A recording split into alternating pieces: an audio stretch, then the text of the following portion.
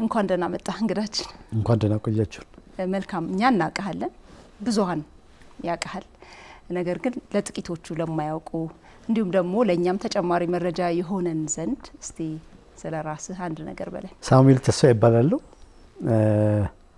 የምሰራው በታላቁ የኢትዮጵያ ብሔራዊ ቲያትር የቲያትር ጥበባት ዋና አዘጋጅ ነኝ። ከዛስ ባለፈ እንዴ የብዙ ሙያ ባለቤት እኮ ነህ፣ ተናገር እንጂ። እሱን ስዘርዝር አልከ ብዙ ስለሆነ ሳሙኤል ተስፋ ብቻ ሰዓሊ፣ እሺ፣ አዘጋጅ፣ ሌላስ? የቲያትር መምህር ይበቃል።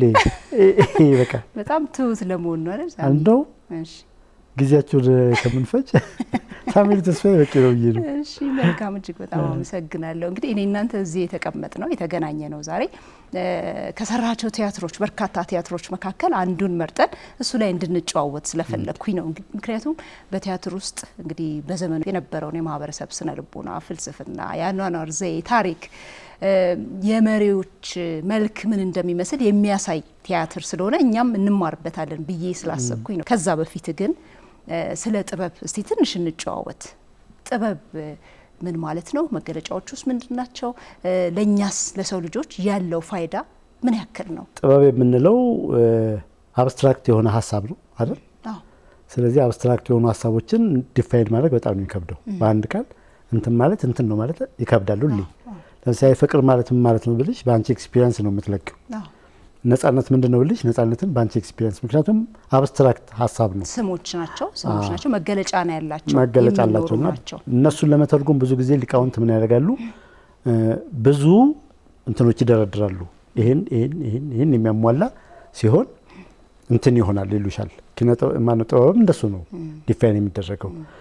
ለምሳሌ አንደኛው የሰው ልጅ እጅ ስራ መሆን አለበት፣ ወይም የሰው ልጅ የሀሳብ ውጤት መሆን መቻል አለበት፣ ወይም የእጅ ስራ ውጤት መሆን አለበት። የእጅ ብንለውም የአእምሮን ብንለውም ብቻ የሰው ልጅ የፈጠራ ውጤት መሆን መቻል አለበት። ወይም ደግሞ በአንድም ይሁን በሌላ መንገድ የሰው ልጅ እጅ ያረፈበት ካልሆነ ጥበብ ሊባል አይችልም። ለምሳሌ አንዳንዴ በተፈጥሮ በጣም የሚያስደንቁ እይታዎች ያላቸው መልክዓ ምድሮች አሉ፣ ውቅያኖሶች አሉ።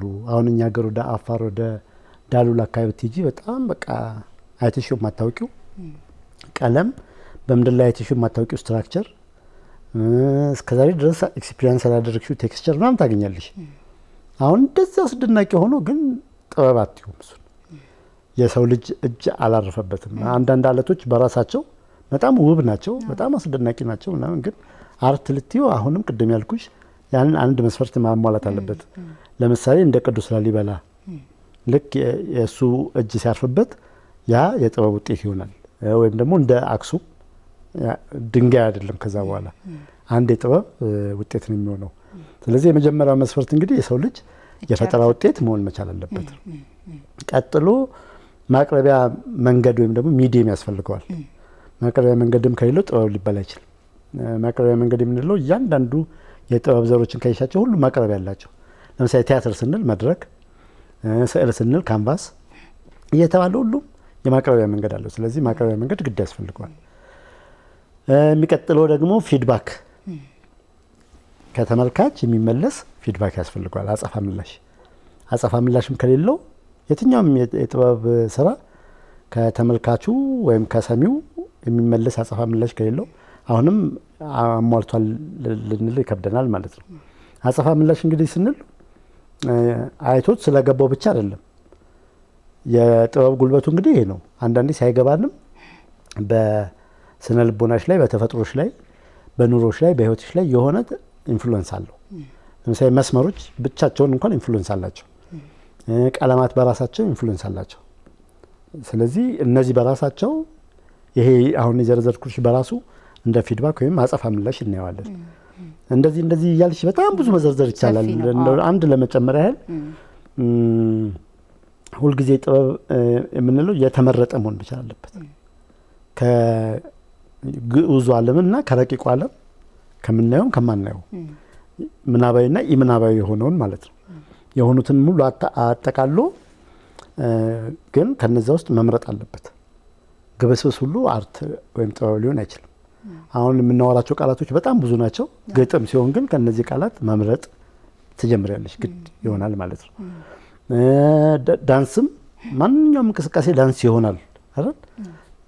ማንኛውም እንቅስቃሴን ግን ዝም ብለሽ መድረክ ላይ ብታመጪው ኮተት ነው የሚሆነው። ስለዚህ ከእነዚያ እንቅስቃሴዎች ይመረጣል።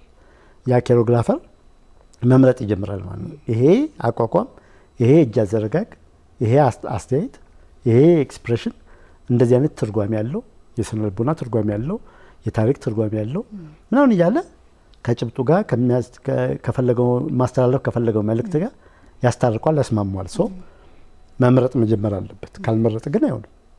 አሁን ቅድም ወደ ተነሳንበት ቲያትር ስትመጪ የቲያትር ደግሞ በጣም ቁጥብነቱ ደግሞ ሰፊ ነው የሚሆነው። ያለሽ ስፔስ ያቺ ስቴጅ ነች። በጣም ብዙ ነገሮችን ሰብስበሽ መጥተሽ እዛች ጋር ነው የምታሳዩ። የጊዜ ውስንነት አለው። 1 ሰዓት ተኩል ከሆነ 1 ሰዓት ተኩል ነች ያለችሽ። የምትተርኪው የ30 ዓመት ታሪክ ሊሆን ይችላል። የ30 ዓመት ታሪክ በ1 ሰዓት ተኩል ውስጥ ለመተረክ ይጠብሻል። እና እነዚህ ውስንነቶች ስላሉ ቃላቶቹ በምክንያት ቢያጎሉ ቢወጡ የሚያጎሉ ቢገቡ ደግሞ የሆነ ጌጥ የሚሆኑ ታሪክ የሚያራምዱ ትርጉም የሚሰጡ እንዲሆኑ ግድ ይልሻል ማለት ነው። ከቃል ሳይሆን ከፊደል ጀምሮ። ይሄ ደግሞ ግዙፍ ነው። እንደውም በጣም ስናሳንሰው አንዲት ነጥብ ቫልዩ አላት በቲያትር ውስጥ። ለምሳሌ ዝምታ ደራሲው በቅንፍ ውስጥ ፋታ ወይም ፖዝ ይላል። ያቺ ዝምታ ቫልዩ አላት እና ምንም ያለ ምክንያት አይጻፍም፣ ምንም ያለ ምክንያት አይታወልም። ስለዚህ ያሹም መምረጥ በጣም እዛ ደግሞ ጉዳይ ይሆናል ማለት ነው። ሶ መረጣ በጣም መሰረታዊ ነገር ነው፣ ሴሌክሽን የምንለው። እነዚህና ሌሎችም በጣም ብዙ አሉ። ብዙ ሰፊ ነው ነገሩ። ይሄንን ሳሚ ላነሳ የፈለኩት ምንድነው ሌሎች መገለጫዎች አሉት። አሁን በዕለት ተዕለት ህይወታችን ከሰዎች ጋር ተግባብተን ማውራት ራሱ ባልና ሚስት የሚያወሩበት ቋንቋ በጥበብ መኖር። ለምሳሌ ሁሉም ሰው የተሳካ የፍቅር ህይወት ለምሳሌ እንዲኖረው ይፈልጋል፣ ይታትራልም ያንን ለማግኘት። ነገር ግን ትክክለኛው ጥበብ የትኛው ነው የሚለው ነገር ባለማወቁ ብቻ ለተለያየ ጉዳትና የልብ ስብራት ሲዳረግ እናስተውላለን። እና ጥበብ መገለጫዎቹ በርካታ ናቸው። አሁን አንተ ከገለጽከው ከቲያትሩ፣ ከስዕሉ፣ ከስነ ግጥሙ፣ ከፊልሙ ባሻገር ደግሞ ሌሎች ማህበረሰብ ላይ ኖርማል ማህበረሰብ ላይ መገለጫ አለ እና ያንንም አንድ ላይ አርገህ እንድትገልጽልኝ ነው። በማህበረሰባችን ውስጥ በጣም አለ። በእኛ ሀገርማ ልነግርሽ አልችልም፣ ቆጥረን የማንጨርሳቸው ግን ትኩረት የማንሰጣቸው። ለምሳሌ ነጠላ የምትለብሺው ነጠላ ላይ የነጠላው ጫፍ ላይ ጥለት አለ። ጥለቶቹ 2 አይነት ናቸው። ብዙ ጊዜ እናገረዋለሁ እና አክቹዋሊ ስለ ጥበብ ማስተማር ሲጀምር ቀላል ምሳሌ ስለሚሆን እሱ ነው የማነሳው። እና ነጠላ ጫፍ ላይ ያለችው ያቺ ጥለት 2 አይነት ነው ያለው። አንደኛው ልሙጥ ነው ወይም ውልውል ይባላል፣ በአንድ ከለር የሚሰራ ማለት ነው። ሌላው ደግሞ ጥበብ ይባላል። ልሙጥ ወይም ውልውሉና ጥበብ ልዩነታቸውን ብታዩ በዋጋ፣ በውበት፣ በአትራክሽን፣ በመሳብ በፍጹም አይገናኙም። ሶ ያኛው ምን ስለሚፈልግ ነው እንደዛ የተወደደው? ለምንድነው አይን የሚሰበው? ለምንድነው ቀልብ የሚገዛው ምናምን ስቲ እና ልሙጡ ለምን የዛን ያህል ጉልበት አላገኘም ስቲ የአርትን ዲፊኒሽን በደንብ ያሳያል። ይሄኛው በአንድ ክር ነው ዝም ብሎ ማንም እንትኑ መወርወር እስከቻለ ድረስ ሊሰራው ይችላል። ያኛው ግን እንደሱ አይደለም። ቅድም ያልኩሽ መረጥ አለ። ክር መምረጥ ይጀምራል ሸማኔው። ስለዚህ ጥቁር ክር ሲያነሳ በምክንያት ነው፣ ቀይ ክር ሲያነሳ በምክንያት ነው። ዝም ብሎ መወርወር የለም። ከዛ ዲዛይን ማድረግ ያስፈልጋል። ፓተርን መስራት አለበት። ማቅረቢያው መንገዱ አለ። ቅድም ያልኩሽም በሙሉ ያሟላል። ሶ እንትኑ ምን ይሆናል መሰለሽ ልናውም ከፍ ይላል። ከዛ ከወልውሉ ማለት ነው። ዋጋውም ውድ ነው። ለሰርግሽ ውልውል ነጠላና ቀሚስ አትለብሽ።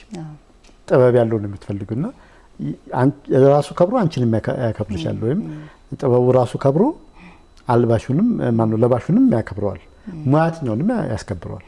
ሶ ይሄ በጣም ቀላል ዲፊኒሽን ነው። በጣም መልካም። እሺ፣ በጣም አመሰግናለሁ። ስለዚህ ጉዳይ ለነገሩ በሚቀጥለው ጊዜ ተገናኝተን የምንጨዋወት ይሆናል። ስለ ጥበብ በርካታ ነገሮችን ማንሳትም ስለምፈልግ ነው። ጥበብ ከሰው ልጅ ጋር እጅግ በጣም የተቆራኘ ነው። በጥበብ መኖር፣ ከሰዎች ጋር መኖር፣ አለቃ ከሰራተኛው ጋር እንዴት ነው በጥበብ መኖር ያለበት፣ ጸቦችን እንዴት ነው በጥበብ ማስወገድ ያለበት የሚለውን በርካታ ነገሮች ስላሉ ስለዚህ ጉዳይ እናወራለን። አሁን ወደ ዋና ጉዳያችን ስንመለስ ወደ ካሊጉላ ቲያትር ነው የምንመጣው። እሱን ነው የመረጥኩት። ምክንያቱም ያው ንጉስ ካሊጉላ እንደሚታወቀው የሮማው 3ኛው ንጉስ ነው። ብዙዎች በጨካኝነቱ የሚፈርጁት ምናልባት ከፍሬም ውጪ ማየት አይችልም ብለው የሚወቅሱት እሱ ግን የራሱ የሆነ ርዕዮተ ዓለም ገንብቶ የሚኖር የራሱ የሆነ ኤግዚስቴንሻል ፍልስፍናንም ጭምር የሚያራምድ ሰው ነው። እሱን ቲያትር አንተ በበላይነት እንግዲህ አዘጋጅተህ የራስ ትወናው ራሱ ዋነኛው የንጉሱን ካራክተር ተጫውተሃል። ለምንድን ነው እሱን የመረጥከው ከሚለው እንጀምር። ብዕሩ በጣም ውሃ የሚያነሳ በጣም አቅም ያለው ጸሐፊ ነው የምር እና ጌታቸው ታረቀኝ በቲያትር ሙያ ውስጥም ራሱ በጣም ጉልበት ያለው ጥንቅቅ አድርጎ ነገሮችን የሚሰራ ምናምን ባለሙያ ነውና የእሱ ትርጉም ነው ትርጉሙ። አንድ ጥያቄ ልጠይቅሽ፣ ካሊጉላን አንቺ እንዴት ነው የምታየው? ጨካኝ ነው ብለሽ ነው? አዎ አይቼዋለሁ። ቲያትሩን 2 ጊዜ አይቼዋለሁ። በነገራችን ወድጄው ነው ማለት ኦድ ባህሪ ያለው ጭካኔው ትንሽ ያስፈራኛል። እኔ ሰውን በመግደል ማመን ስልጣንህን ተጠቅመህ ሰውን መግደል የማይመቸን በአንተ አስተሳሰብ ትክክል አይደለም ብለህ የምታስበውን ሰው በመግደል ሁለተኛ እድል መስጠት ያስፈልጋል ብዬ አስባለሁ። ትክክል አይደሉም ብሎ ከመግደል በዘለለ ሁለተኛ እድል ሰጥቶ ሰው ይማራል። ሁለተኛ እድል ቢሰጥ እመርጣለሁ። ግን አመለካከቱ የራሱ የሆነ እውነት ግን አለው።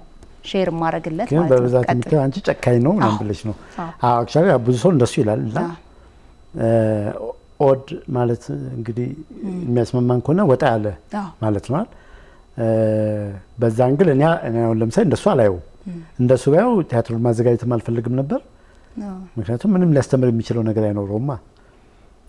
ግን በጣም ብዙ አስተማሪ ሀሳቦች የያዘ ምናልባትም እጅግ በጣም ተራማጅ የሆነ ሀሳብ የያዘ ምናልባት በህይወታችን ብንመራበት በጣም የሚገርም የህይወት መመሪያ ሊሆን የሚችል ምናምን አድርጌ ስለተቀበልኩትም ነው ሳዘጋጀውም ሳነበውም ስተውንም በጣም ወድጄው የሰራሁት።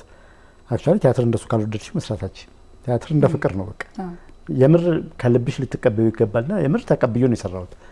ግን ስለተቀበልኩት ብቻ ሳይሆን ከቲያትሩ ፍልስፍና ስንነሳ ካሊጉላ ኤክስቴንሻሊዝም አክቹዋሊ አብዘርድ ነው ብለው የሚከራከሩም አሉ። ብዙ ሊቃውንት አብዘርድ ነው ሊከራከራሉ። በዛው ልክ ደግሞ ኤክስቴንሻሊዝም ነው ብለው የሚያምኑ አሉ። እኔ ኤክስቴንሻሊዝም ነው ብዬ ከሚያምኑት ውስጥ ነኝ ማለት እችላለሁና አይቻለሁ። አብዘርድ ተደርጎ ተሰርቶም አይቻለሁ። ምንድነው መሰለሽ አንድ ዲያሎግ አለች ነቲንግ የምትል ወጥቶ ሲሄድ አይቼው ነበር ይላል አንድ ገጸ ባህሪ። የሚወዳት ከሞተችበት በኋላ በጣም በሀዘን ልቡ ተሰብሮ ተነስቶ ከቤተ መንግስቱ ይጠፋል እና መኳንንቱ ተጨንቆ ካሊጉላን ፈልገው ታተውት ምናምን እንደው የት ገባ ይባላል ነው ሲባል እኔ ወጥቶ ሲሄድ እኮ አይቼዋለሁ ይላል አንዱ ገጸ ባህሪ። እና አናገረ ታዲያ ሲል አንዲትም ቃል ይላል ምንም የምትለዋን ሀሳብ ወይም ነቲንግ የምትለዋን ይዘው የአብዘርድ ፍልስፍናን ምንም ባዶነትን ምንምነትን ተስፋቢስነትን ምናምን የሰሩበትን አንድ ከኢንተርኔት ላይ አግኝቼ አየሁት። አንድ ሁለት እንደሱ አይነት አሉ። ግን ዋናው ቴክስት ነው አብዘርድ ነው ብዬ አልወስድም። ምክንያቱ ምንድነው? ኤክስቴንሻሊዝም ማለት በምድር ላይ ስትኖሪ የራስሽ ቀለም፣ የራስሽ ሀሳብ፣ የራስሽ እስትንፋስ፣ የራስሽ ፍልስፍና፣ የራስሽ መንገድ እሱ ከሌለሽ አንቺ በምድር ላይ መኖር ህያውነት አይደለም። ምክንያቱም ብትኖሪ የምትጨምሪው ነገር የለም፣ ብትቀሪ አታጎይ እና እውነት ነው ደግሞ ሰውን የሚያክል ትልቅ ፍጥረት ምንም ቫልዩ ከሌለው በምድር ላይ መኖርሽ ምን እንደሚጠቅመው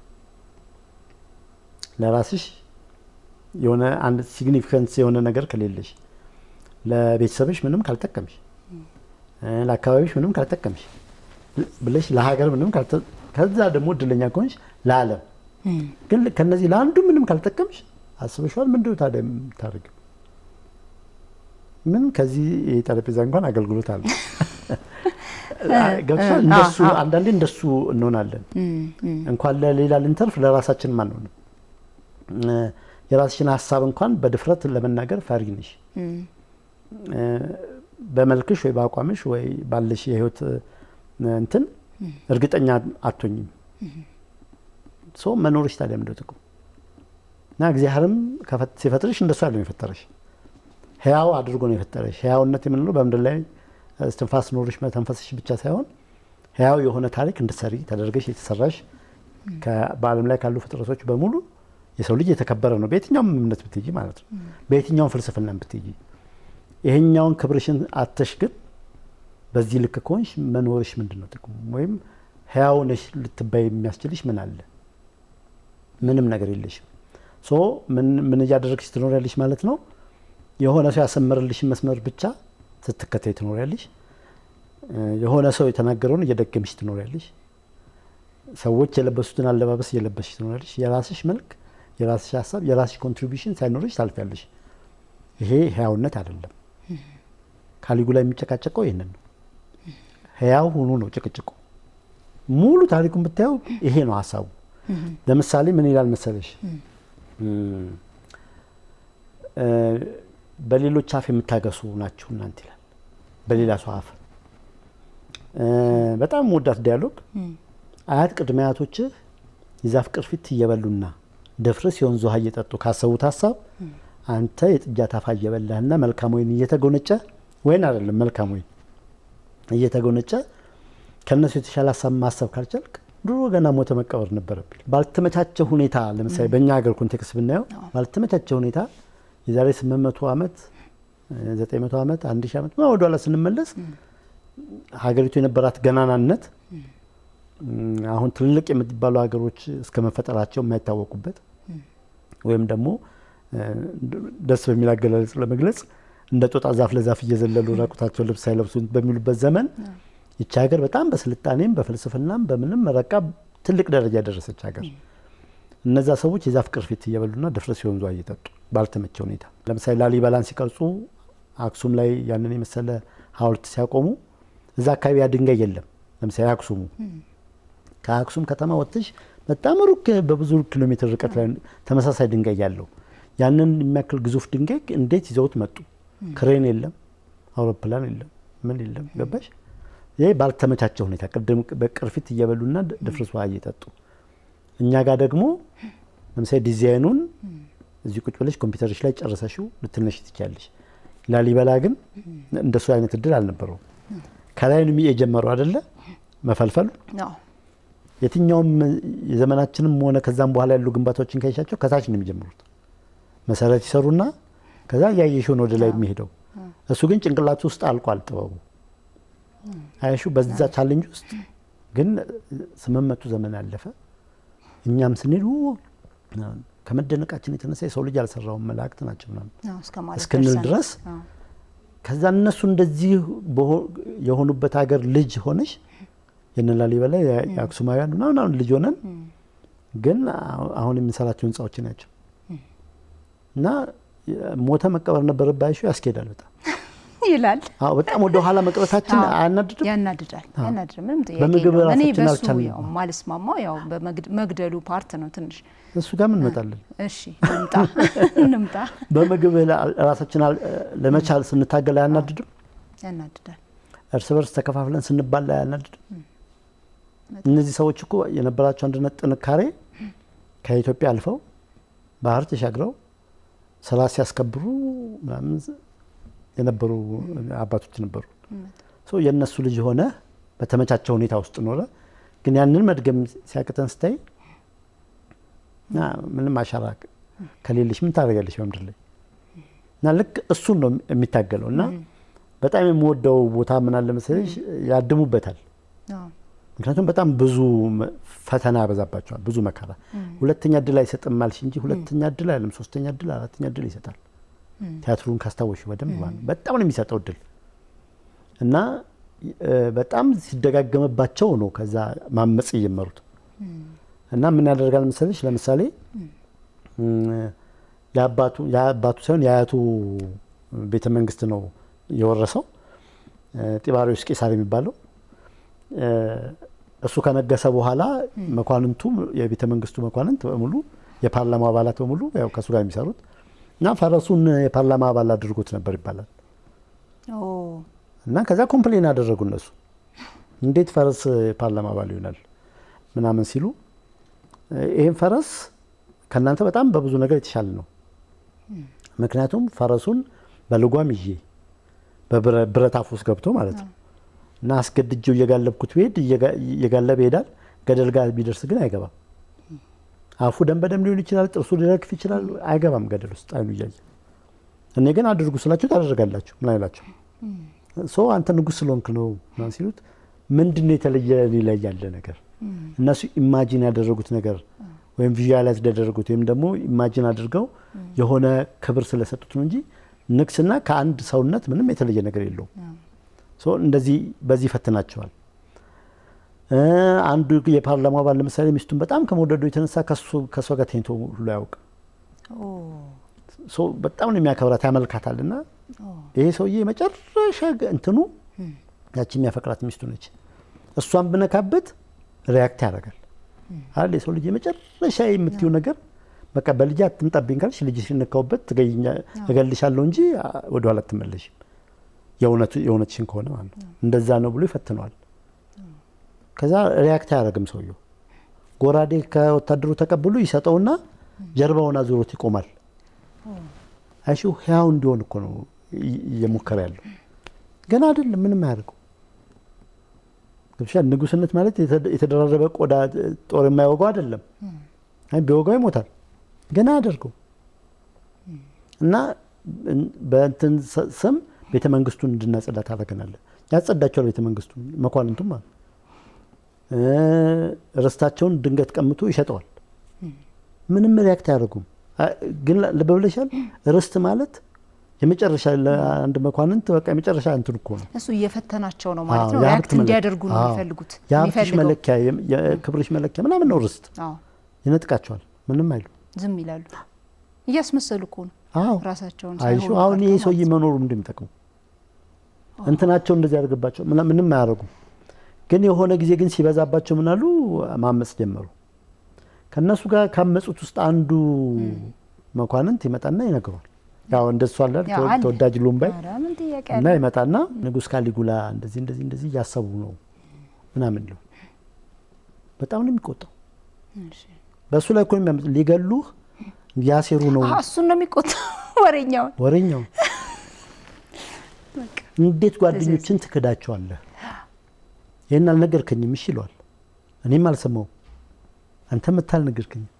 እዚህ ሂድ ወደ አመጹ ተቀላቀልቷል። ምን ማለቱ ነው? የሚገርም ነው። ቢ ሂውማን በቃ ሰው ሁን። በቃ ራስህን ሁን። ሰው ሁን በቃ ማለት ህያው ሁን። የሚገርም ነው። ምናልባት ላቋርጥህና ቀደም ሲል እየገለጽኩልህ ነበረ የዶክተር ዳዊት ወንድማገኝ አለመኖር የሚለው መጽሐፍ ላይ እዛ ካራክተሩ ላይ ዶክተሩ ተማሪዎችን የሕክምና ተማሪዎች ናቸው እያስተማራቸው ነው።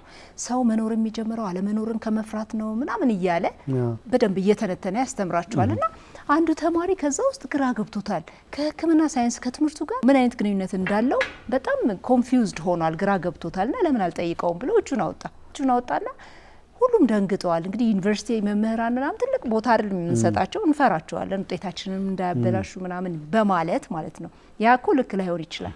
ግን ልጁ እጁን አወጣና ይሄ አሁን የዘረዘርከው ነገር ሁሉ ከኛ ከምንማረው ትምህርት ጋር ምንድነው ግንኙነቱ ሲለው ተማሪው እንዳለ ደነገጠ። እንዴት ጠየቀው ብሎ ምናምን እያለ እንትን ሲል አለው መምህሩ ማለት ነው። ሲለው ጸጥ አለ።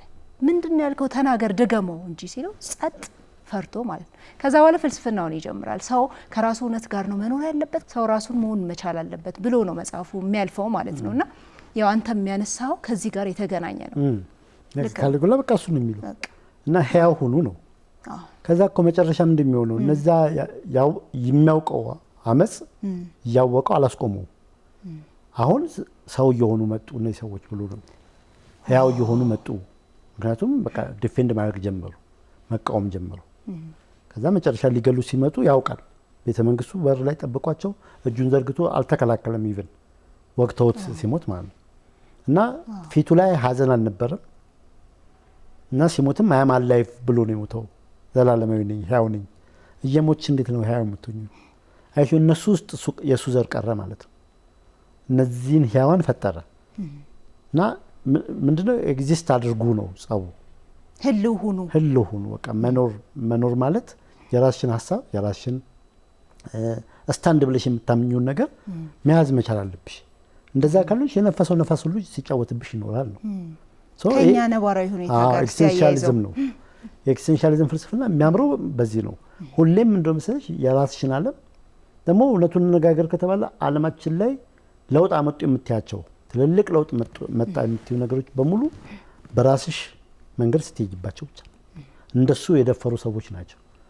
አሁን እኛ ግን ምንድነው የምንለው ከጓደኞቿ ቀድማ የበቀለች ማሽላ አንድም ለወፍ አንድም ለወንጭፍ። ስለዚህ ተስተካክለሽ ከማሽላው ጋር መኖር። ግን ሰንበዲ ምን ይሆናል መሰለሽ ወፉንም ወንጭፉንም አይፈራም፣ ከፍ ይላል። ያ ከፍ ያላሉትን መምራት ይጀምራል ማለት እርግጠኛ እንደሱ ስትሆኚ ነው መንገድ የምታበጂው። እንደሱ ስትሆኚ ነው አዳዲስ ነገሮች የሚገኙት። እንደሱ ሲሆን ነው ዓለም አቅጣጫዋን የምትቀይረው። እንደዚህ አይነት በራሳቸው መቆም የሚችሉ ህያው የሆኑ ወደፊት መራመድ የሚችሉ ሰዎች ናቸው የዘመናችንን ትልልቅ ፍልስፍናዎች የፈጠሩት። በዘመናችን እነዚህ ሰዎች አንዳቸውም ተቀባይነት አላገኙም። ምን እንላቸዋል መሰለሽ? ቅድም ያልሽው ኦድ እንላቸዋል። አውት ኦፍ ዘ ቦክስ ሲያስቡ ልክ አይደሉም። እኛ በቦክስ ውስጥ መኖር የምንችለው፣ እነሱ አውት ኦፍ ዘ ቦክስ ያስቡና ከዛ ቦክሱን ያሰፉልሻል። ከዛ ትቀላቀያለሽ ደግሞ ያው እንትን ስንሆን መንጋዎች ስንሆን ሲሰፋ ደግሞ ወደዛ ትቀላቀያለሽ። ግን አንቺ ለመስፋት ምንም ጥረት አታደርጊ። እንደዚህ አይነት ሰዎች ህያው የሆኑ ሰዎች ግን እና የካሊጉላ እንትን ይሄንን የሚለው የሚገርም ነው። ለምንድን ነው ታዲያ ብዙዎቹ ጨካኝ ያው ሰውን ስለሚገድል ነው። ኦፍ ኮርስ ጨካኝ ነው፣ የራሱ የሆነ ኦድ አመለካከት ነው ያለው ምናምን ብለው ይፈርጁታል። መጽሐፍ ላይ እንደዚህ አለ። በእኛ ህግ ባልነው ነገር ውስጥ ካየሽው ነገርየው ልክ አይደለም። አሁን አንቺ ሽቁጥቁጦ ነሽ የመኖር መብት አለሽ። ባሪያ ምናምን ሆነሽ ለመኖር ራስሽን መብትሽ ነው። ያንን መብትሽን ለምን እንደሚጋፋሽ እሱ ለምንድን ነው ባልሆነ መንገድ አንቺን ገፍቶ የሆነ ቦታ የሚያደርስሽ? ይሄ ልክ አይደለም ምናምን ብሎ የሚከራከር ሰው ሊኖር ይችላል። በዚያ አንግል ስታየው ልክ ነው። ግን ያንቺስ ነፍስ ያንቺ ህይወት በቃ በዛ መንገድ ምናምን መቀጠል መቻል አለበት። አሁን ለምሳሌ በጣም ደስ የሚል ፍልስፍናው ምን ይላል መሰለሽ? መለወጥ እኮ አይቻልም ካሊጉላ ሲሉ እችላለሁ ይላል። እችላለሁ አስቀያሚነትን በውበት ለመቀየር፣ ሞትን ለማጥፋት ከምድር ላይ እና ዘላለማዊነትን ለማንገስ፣ ጨረቃን ባህር ውስጥ ለማንጠፍ ፈልጋል። ምን ማለቱ ነው? አሁን ብዙ ሰው እና ፀሐይን በምዕራብ አውጥቼ በምስራቅ ማጥለቅ እፈልጋለሁ ይላል። የማይቻለው እንዲችላል እና ሁሉም ከሰማሻቸው የማይቻሉ ነገሮች ናቸው። እሱ ግን አደርጓለሁ ይላል። አደርጓለሁ፣ የማይቻለው እንዲቻል አደርጋለሁ። ምክንያቱም እኛ እንደሱ ነን። የማይቻሉ ለማስቻል ነው የተፈጠርነው። አንቺ እንደሱ ነው የተፈጠርሽው። እኔ የሚያዩን ተመልካቾቻችን እንደሱ ነው የተፈጠሩት። እና እንደውም መዝሙረ ዳዊት ላይ ነው በጣም የምወደው ጥቅስ፣ ሰው ክቡር ሆኖ ሳለ አላወቀም ይላል። እና ብዙዎቻችን ያንን ክብራችን አናውቀው እና እሱ ማድረግ እንችላለን የሚለው። ለምሳሌ ጨረቃ ምናምን አውርጄ ባህር ውስጥ አነጥፋታለሁ ሲል ጨረቃ ያለችበትን የርቀት ወደ ላይ ያለው የልዕልናዋን ርቀት አስቢውና ከዛ ደግሞ ባህር የምንለው የዝቅታ ቦታ መለኪያ ነው። ከባህር ጠለል በታች አይደል የምንለው ዝቅታን ቦታ ስለካ የዝቅታ ወለል ላይ እንድትወርድና እንድትነጠፍ አደርጋታለሁ ይላል። ምን ማለቱ ነው? ማህበረሰቡ ልዕልና ብሎ ወይም ትልቅነት ብሎ ምናምን ያስቀመጠውን ህግ አውርጄ እኩል እንዲሆን አደርገዋለሁ፣ ወይም በባህር ጠለሉ ልክ እንዲሆን አደርገዋለሁ። ለምሳሌ ይህን አድርጎታል። ንጉስ መሆን አይከሰስም፣ አይወቀስም። ባላባቶቹ ጸጥ ለጥ ብሎ ነው የሚገዙለት ምናምንና አንተ እኮ ንጉስ ስለሆንክ ነው፣ አንተ እኮ ንጉስ ስለሆንክ ነው ሲል አንተ ልዕልና ላይ ተቀምጠሃል ነው። ከዛ ከልዕልና ላይ አውርደው እንዲገሉት አድርገው ይችላል የባህር ወለል በታች እና እንደሱ እንዲሆን እፈልጋለሁ ማለት ይሄን ነው የሚለው። በምዕራብ አውጥቼ በምስራቅ አጥልቃታለሁ፣ የማይሆነውን አደርጓለሁ ማለቱ ነው። አስቀያሚነትን በውበት መቀየር ይቻላል እኮ ይቻላል፣ አደርጓለሁ ይላል። ህያው ስትሆኚ አስቀያሚነት ይጠፋል ከውስጥሽ።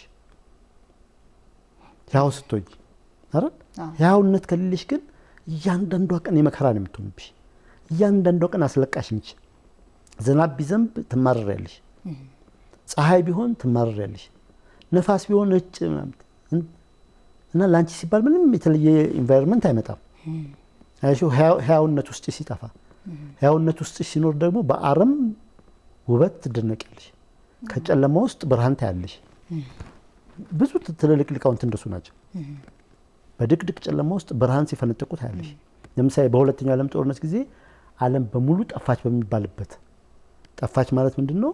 የተረፉ ህያው ፍጥረታት ራሳቸው ዲፕሬሽን ውስጥ ገብተው ነበር እና በዛ በመውደቅ ውስጥ በዛ አብዘርድ ህይወት ውስጥ የሆኑ ሊቃውንት ነበሩ ሰውን ከዛ ከወደቀበት ያነሱት ማለት አይሹ በጨለማ ውስጥ ማየት ይችላል ህያው ስትሆኝ ነው ግን ህያው ካልሆንሽስ እዛው ተከርክመሽ ሰው እኮ እግዚአብሔር የለም ሁሉ ብሎ ነበር ይዛል እግዚአብሔር ቢኖር ኖሮ የሁሉ ህዝብ ሲያልቅ ዝም አይልም ነበር አይሹ አንቺ ህያውነት ስታጪ ከህያውነትን የሰጠሽን አምላክን እንኳን የለም ማለት ደረጃ ትደርሻለሽ እነዛ ግን አምላክ የለም አይደለም ያሉት አምላክም እንትን እስከሚል ድረስ የሰጣቸው አምላክ የሰጣቸውን ሩቅ የማየት በጨለማ ውስጥ የማየት ምናምን እንትናቸውን ይተከሙና ለብዙዎች ህይወት መታደግ ምክንያት ይሆናሉ እና እንደሱ ካልሆንሽ ግን የለም በቃ ስታለቅሽ ትኖሪያለሽ ካሊጉላ የሚለው እሱን ነው ስለዚህ ሰው ራሱን መሆን አለበት የራሱ ቀለም የራሱ አስተሳሰብ ራሱ የሆነ ነገር ፈጥሮ ማለፍ አለበት የተፈጠረበትንም ዓላማ ማወቅ አለበት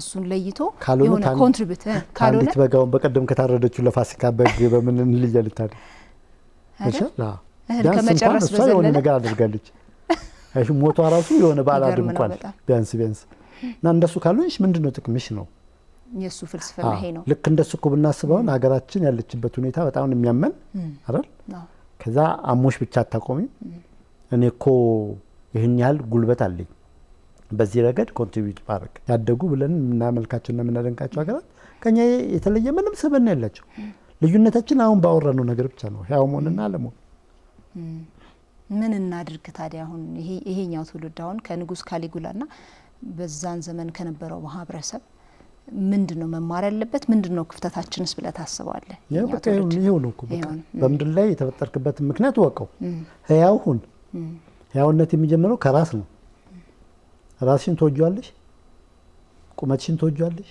መልክሽን ተወጇለሽ አሁን የምትኖሪበት ህይወት ተወጇለሽ መጀመሪያ እሱ መቀበል አለብሽ ሀገሬ ደሃ ነች እስከ ድህነቷ ወዳታለሁ እቀበላታለሁ እንደሱ እኮ አይደለም ችጋራ ማገር ምናምን አይሽ እኔ ውስጥ የሞተውን ነገር ነው የማወራው እንጂ ሀገሪቱ አይደለችም ችጋራ እቺ ችጋራ ማገር ስል እኔ ውስጥ ያለውን ችጋር ነው የማወራው የሚታየኝ የኔ ችጋር ነው ቁም ነገር ነው የሚልሽ አንቺን ችጋራም ስልሽ ያንቺ ችጋራምነትን አልፈተሽኩትም አይሽ እኔ ውስጥ ያለው ችጋራምነት ነው የሚጮኸው ሶ እኔ ህያው ሰውን ግን አንቺ ምን ህያው እንደሆንሽ መቀበል አቅም ይኖረኛል መጀመሪያ እኔን ወደዋለሁ የራሴን እቀበላለሁ ለራሴ ሪስፔክት አለኝ ራሴ ህይወት ላይ የሆነ ነገር ለመስራት ለመለወጥ ጥረት አደርጋለሁ ወይ አይሹ እኔ ራሴን መለወጥ ከቻልኩና ራሴን የሆነ ደረጃ ለማድረስ አቅሙ ካለኝ የመጀመሪያው ነገር ከቤተሰብ ጥገኝነት ትላቀቂያለሽ ከአካባቢሽ ጥገኝነት ትላቀቂያለሽ ከሀገር ጥገኝነት ትላቀቂያለሽ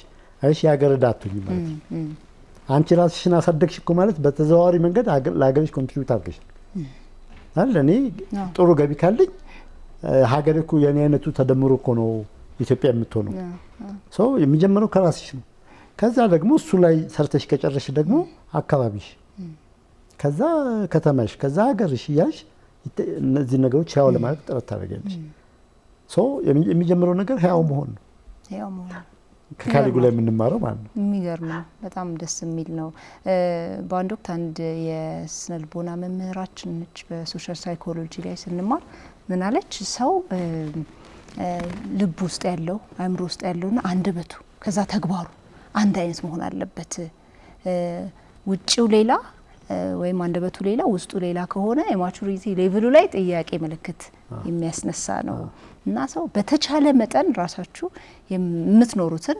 የምትናገሩትን መኖር መቻል አለባችሁ የምታስቡትን ነው መናገር ያለባችሁ እና ማስመሰል የሚባለው ነገር ፍጹም በጣም ስህተት እንደሆነ ትክክል እንዳልሆነ ከሰውነትም የሚያዋርድ እንደሆነ ተናግራለች እና ያ ታሪክ ነው አሁን ትዝ ያለኝ ማስመሰል የለብንም ሰዎችን ለማስደሰት ብለን ምንም የምንለውጠው ባህሪ ሊኖረን እንደማይገባ ነው ምናልባት ለምሳሌ አለቃችን ትክክል ካልሰራ ትክክል አይደለም ብለን ኮንፍሮንት ልናደርገው ይገባል ነው የዛን ጊዜ እሱም እኮ ይቀበላል እኮ ዝም ብለን እሱ ወይ ደሞዛችን እንዳይቀንስ ወይ የሆነ ነገር እንዳያረገን ከስራ እንዳያባረረን ብለን ትክክል እያልሰራ ዝም ማለት እንደማይገባንም ጭምር ነው አዎ ለተለውጩም ደማችን የሚገርምሽ አሁን ለማስደሰት ብለሽ እኔ እንደምፈልገው ብትሆኚ ከነገራ ሌላኛው ሰውዬ ጓደኛሽ ደግሞ እንደዚሁ ለምሳሌ እኔ ጋር ተጫዋች መሆንሽን ከሆነ የምወደው እኔ ለማስደሰት ተጫዋች ትሆኛለሽ። ሌላኛው ጓደኛሽ ደግሞ ዝምተኛ ሰው ነው እንጂ ተጫዋች ሰው የደበረው ይሆናል። ከዛ እሱን ደግሞ ዝምተኛ ሆነሽ ልታስደስቻችሁ ማለት ነው። እሱ ለማስደሰት ዝምተኛ ስትሆኚ እኔን ደግሞ በተቃራኒ። ስለዚህ ማንንም ልታስደስቻችሁ የራስሽ መልክ ከሌለሽ ማለት ነው። የራስሽ መልክ ካለሽ ግን መልክሽን ወይም ያንቺን ቀለም ተከትዬ ነው የሚመጣው ስመጣ። አንዲት አበባ ንብ ለመሳብ ብላ ቀይነቷን ወደ ሮዝነት አትቀይር። ቀይ ነች፣ ቀይነቱ ሲስበው ንቧ ትመጣለች። በቃ አይሽ እንደሱ የምትኖር የራስሽን ስትኖር ይዱ እሱ ከሌለን አይሆንም። ብዙዎቻችንን ኢን ከትልቁ አሰል ስንነሳ ከሀገራችን እንጀምራለን። ከዛ አለፈ ካለን ከአፍሪካ ቺሃጉር ቺጋራ ማሃጉር ማን ብለን የምንነሳው ከዛ ሀገራችን እንደዚህ በዛ መንገድ እንደምናያት ከዛ የምትሰሪበት መስሪያ ቤት እንደዛ የሚታየው የምትኖርበትን አካባቢ እንደዛ የሚታየው ብዙ ሰው የሚኖርበትን አካባቢ አይወደው፣ የሚሰራበትን መስሪያ ቤት አይወደው፣ ሀገሩን አይወደው። አይውደዱ ግን የሚገርምሽ ነገር ደስታ የለሽም ባለመውደድሽ ምክንያት። አንድ ማረፍ የለሽም አንድ ነገር ማለት ስራሽን ካልወደድሽው፣ ራስሽን ካልወደድሽ፣ አካባቢሽን፣ ቤተሰብሽን፣ መስሪያ ቤትሽን፣ ሀገርሽን ካልወደድሽ ከዛ ምን በምኑ ታርፊያለሽ? አይሹ ምንም ማረፊያ የለሽም። ስለዚህ ያቺ ሀገር ማረፊያ ሳትሆን የምትሆነው መሰቃያሽን የምትሆነው። ስለዚህ ለራስሽ ስትይ ነው እነዚህን ከአካባቢሽ ጀምሮ መውደድ መጀመር ያለብሽ። አሁን ህያውነት የምንለው ነገር እሱ ነው። እማራለሁ፣ ተምሬ ጨርሳለሁ፣ ከዛ ስራ አላገኘሁም፣ እድል አልተሰጠኝም፣ እንትና አረገብኝ፣ እንትና ፈተና ጣለኝ አይደል? ሁሌ ኮምፕሌን የምናደርገው አውትሳይድ ታደርጊዋለሽ ሁሉንም ነገር። ምክንያቱም ያለ እነሱ መኖር ህይወት የለሽም። በራስሽ መቆም አትችይም። ራስሽ መፍጠር አትችይም። ራስሽ ሙሉ መሆን አትችይም። ካሊጉላ እናንተ ትርፍ ናችሁ ነው የሚለው አይደል? እህል ከመጨረስ በዘለለ ምንም ቃል በቃል የሚለው ትርፍ ናችሁ ነው የሚለው።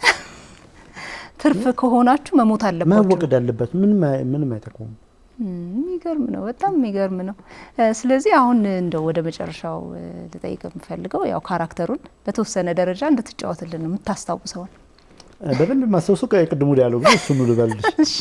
አያትና ቅድመ አያቶችህ የዛፍ ቅርፊት እየበሉና ድፍርስ የወንዝ ውሃ እየጠጡ ካሰቡት ሀሳብ አንተ ግን የጥጃ ታፋ እየበላህና መልካሙ የወይን ጠጅ እየተጎነጨ እነሱ ካሰቡት የተሻለ ሀሳብ ማሰብ ካልቻልክ ድሮ ገና ሞተ መቀበር ነበረብህ ይላል። ደስ ይላል። በጣም በጣም ደስ ይላል። እጅግ በጣም አመሰግናለሁ። ምናልባት ተመልካቾች የሚጠብቃሉ ብዬ ስለማስብ ነው። አንድ ከካሊጉላ ውጪ ምናልባት ግንኙነት የለውም ከካሊጉላ ጋር ግን ከሰራቸው ካራክተሮች ዲያሎግ በጣም የምታስታውሰው በጣም የምትወደው አእምሮ ውስጥ ያለውን እንዲሁ ብታቀርብልን እንደው ለተጨማሪ። አይ ምን ነው መብርሃን ኢትዮጵያን ጨከንሽባት? ምን ነው ቀኝሽን ረሳሻት? ፈተናዋን፣ ጣሯን፣ ሰቀቀኗን ይበቃል ሳትያት ያላንቺ እኮ ማንም የላት።